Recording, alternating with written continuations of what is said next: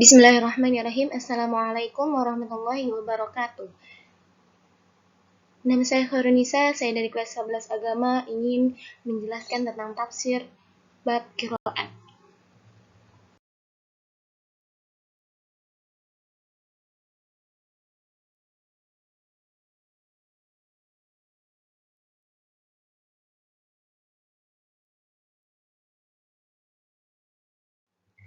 Yang pertama, pengertian qiraat.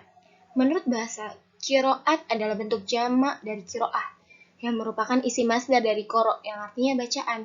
Pengertian qiraat menurut istilah cukup beragam. Hal ini disebabkan oleh keluasan makna dari sisi pandang yang dipakai oleh ulama tersebut. Menurut Al-Zarqani, penulis Manahilul Irfan fi Ulumil Quran, qiraat adalah mazhab yang dianut oleh seorang imam qiraat yang berbeda dengan lainnya dalam pengucapan Al-Quran serta kesepakatan riwayat-riwayat dan jalur-jalurnya, baik perbedaan itu dalam pengucapan huruf-huruf atau bentuk-bentuk lainnya. Menurut Ibnu Al-Jazari, qiraat adalah ilmu yang menyangkut cara-cara mengucapkan kata-kata Al-Quran dan perbedaan-perbedaannya dengan cara menisbatkan kepada penukilnya. Sedangkan menurut Al-Qastalani, qiraat adalah hal-hal yang disepakati atau diperselisihkan ulama yang menyangkut persoalan logat, hadrof, i'rab, isbat, fasl, dan wasl yang kesemuanya diperoleh secara periwayatan. Sedangkan menurut Az-Zarkasi, qiraat adalah perbedaan cara mengucapkan lafaz-lafaz Al-Quran, baik menyangkut huruf-hurufnya atau cara pengucapan huruf-huruf tersebut, seperti takhfif, yang artinya meringankan, taskil yang artinya memberatkan, dan atau yang lainnya.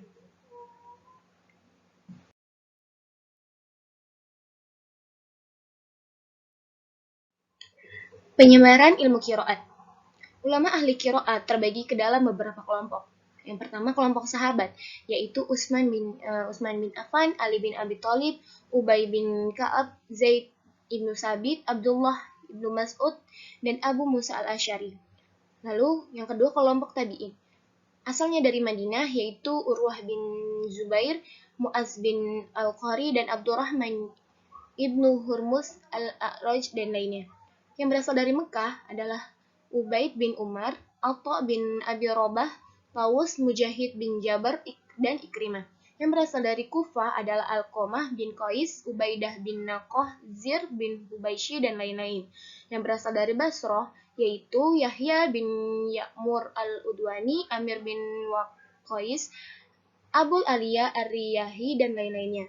Yang berasal dari Syam yaitu Al-Mughirah bin Syihab, Al-Makhzumi, dan lain-lain. Lalu kelompok yang kedua yaitu kelompok yang paling berpengaruh dalam ilmu qiraat adalah yang pertama di Madinah ada Abu Ja'far Yazid bin Al-Qaqa, Nafi bin Abu Nuaim, dan lainnya. Yang di Mekah adalah ada Abdullah ibnu Kasir, Humaid bin Qais al-A'raj, dan lain-lainnya. Di Kufah ada Asim bin Abi Najud, Hamzah bin Habib al-Kisai, dan lainnya. Di Basrah ada Abu Amr bin al-A'la, Yakub al-Hadrami, dan lain-lain. Yang ada di Syam ada Abdullah bin Amir, Yahya bin al-Haris az-Zimari, dan lain-lainnya.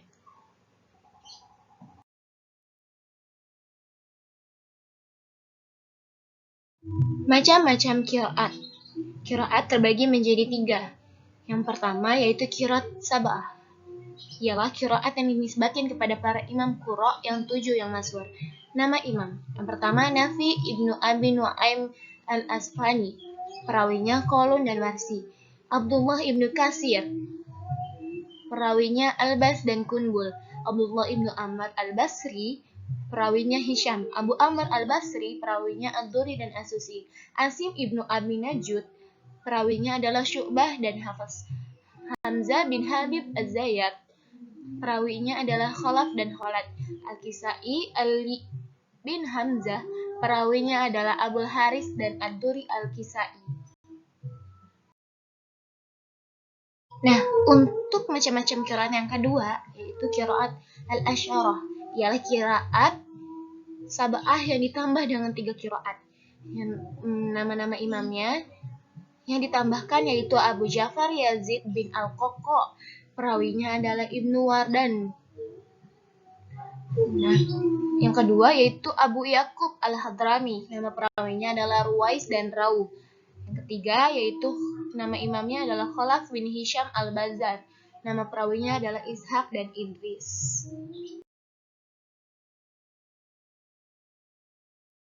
Setelah kita pelajari macam-macam qiraat yang pertama dan yang kedua, yaitu qiraat sab'ah dan qiraat asyarah, sekarang kita mempelajari qiraat arba'ata asyarah. Kita bahas qiraat arba'ata asyarah. Apa sih qiraat arba'ata asyarah itu? Yaitu qiraat asyarah yang ditambah dengan 4 qiraat. Lalu apa aja yang ditambahin di dalamnya 4 qiraat itu? Yaitu yang pertama, Imam Hasan Al-Basri yang dirawikan oleh Syuja Al-Baqi dan Ad-Duri. Yang kedua Imam Ibnu Muhaisin yang dirawikan oleh Al-Bazi dan Ibnu Syanabus. Yang ketiga adalah Imam Fahya Al-Yazidi. Yang nama perawinya adalah Sulaiman bin Hakam dan Ahmad bin Al-Farah. Dan yang keempat Al-A'mashi. Yang nama perawinya yang dirawikan adalah Al-Mutawai dan Asy-Syanabuzi.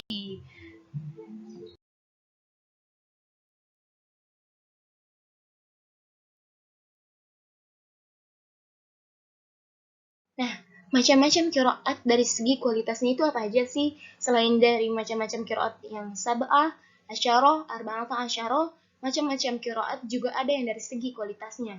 Yang pertama mutawatir, yang kedua masyhur, yang ketiga ahad, yang keempat syaj, yang kelima maudhu, dan yang keenam mudraj. Apa sih mutawatir itu? Mutawatir yaitu qiraat yang dinukilkan oleh sejumlah besar periwayat yang tidak mungkin bersepakat untuk berdusta. Jadi mutawatir ini macam-macam qiraat paling tinggi.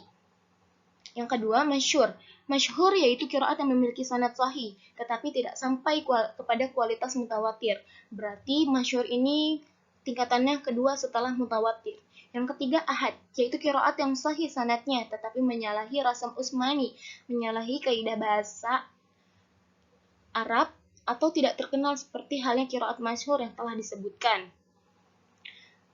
Lalu syaj, yaitu qiraat yang tidak sahih sanadnya.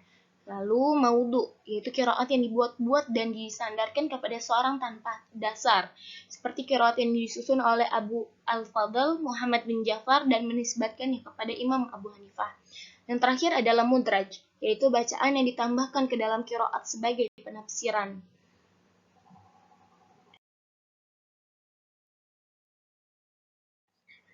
Nah, ada nggak sih tolak ukur diterimanya qiraat? Bagaimana kalau misalkan qiraat itu mampu diterima? Nah, ada tolak ukurnya, yaitu memiliki sanad yang betul-betul sahih atau jalan periwayatannya benar, mutawatir. Sebab qiraat merupakan sunnah yang diikuti yang didasarkan pada penukilan dan kesahihan riwayat. Yang kedua, sesuai dengan rasam Utsmani atau pola penulisan Al-Quran yang digunakan Utsman ibnu Affan dan sahabat-sahabatnya ketika menulis dan membukukan Al-Quran. Jadi harus sesuai dengan rasam Utsmani, kaidah kebahasaan Arab. Lalu sesuai dengan kaidah bahasa Arab. Lalu yang terakhir, jika salah satunya tidak dapat dipenuhi, maka bacaan itu tidak bisa diterima atau dianggap syaj. Syaj sendiri artinya qiraat yang tidak sahih sanadnya.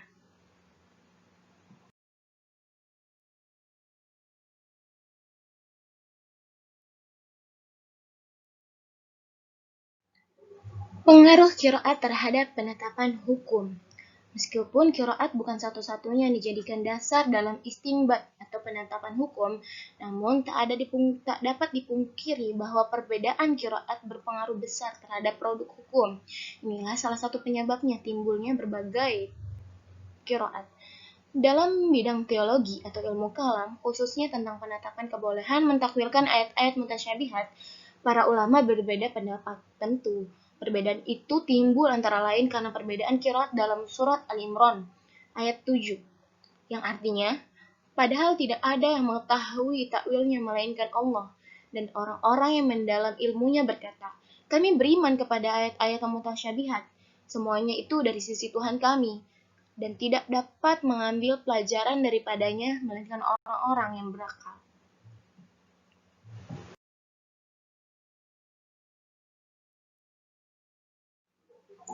Lalu apa sih faedah beraneka ragamnya qiraat yang sahih?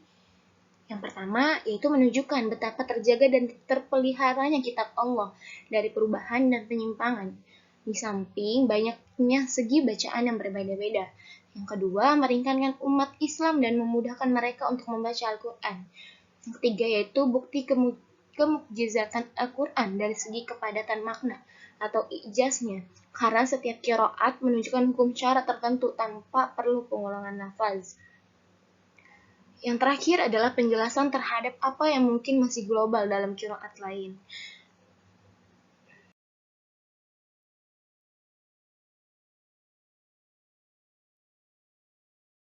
Sekian penjelasan dari saya mengenai qiraat. Mulai dari pengertian, macam-macam, pengaruh, tolak ukur diterimanya qiraat, sampai ke faedah beraneka ragamnya qiraat yang sahih.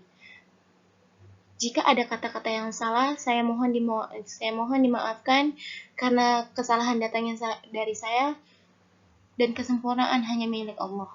Wabillahi taufiq wal hidayah. Wassalamualaikum warahmatullahi wabarakatuh.